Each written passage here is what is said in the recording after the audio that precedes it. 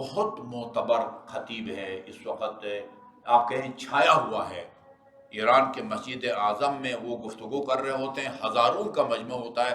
Doctor مسعود علی، پرسوں میں ان کی ایک تقریر سن رہا تھا، آیت اللہ احمد خنساری تھے، تہران میں تھے، مجتہد تھے، اتنے محتاط تھے، مرجع تقلید، 2 مرتبہ پوری زندگی کی نمازیں دوبارہ پڑھی ہے،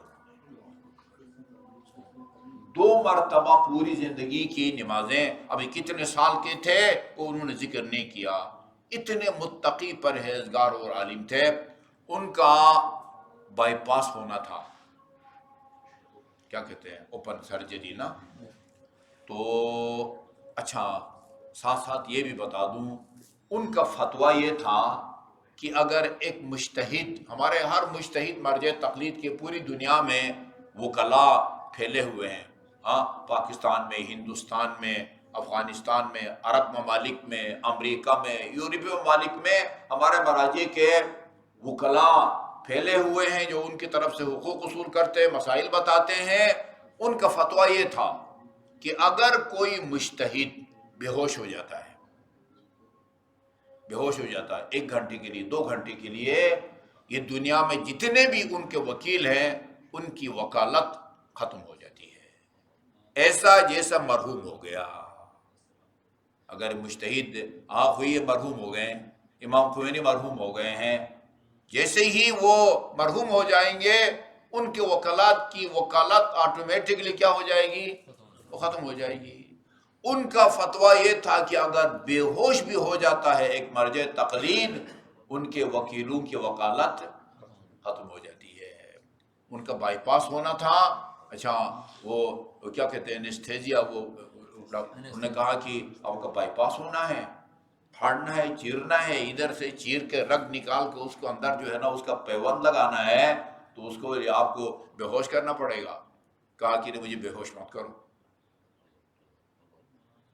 کہا کہ یہ ناقابل برداشت ہے، یہ پھاڑنا ہے، چیرنا ہے، ہمارے وہ کہتے ہیں نا، وہ کھانے کے سارا دل شر اتار کے نا باہر ایک بالٹی میں رکھ دیتے ہیں، اس کی جگہ جو ہے وہ مصنوعی حرکت قلب آپ کو دیتے ہیں، وہ جو بھی پیوند لگانا ہے لگانے کے بعد، اب بریگیڈیئر غلام علی صاحب اللہ تعالیٰ طول عمر دے، کہتے ہیں آغا جی اس عالم میں جانے کے بعد واپسی کا نام جو ہے نا وہ اوپن ہارٹ سرجری ہے،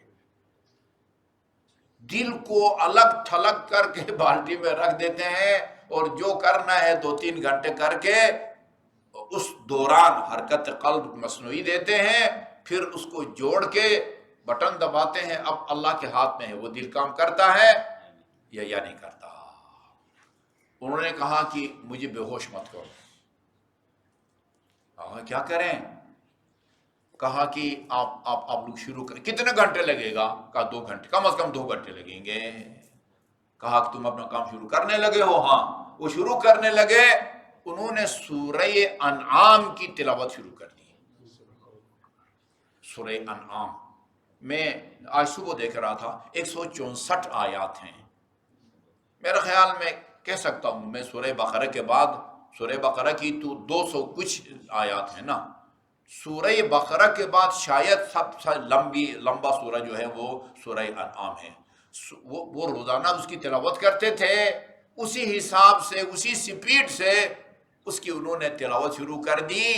ادھر ان کا جو ہے نا وہ آپریشن مکمل ہوا، اور انہوں نے سورہ انعام کی تلاوت مکمل کی۔ صدق اللہ العلی العظیم۔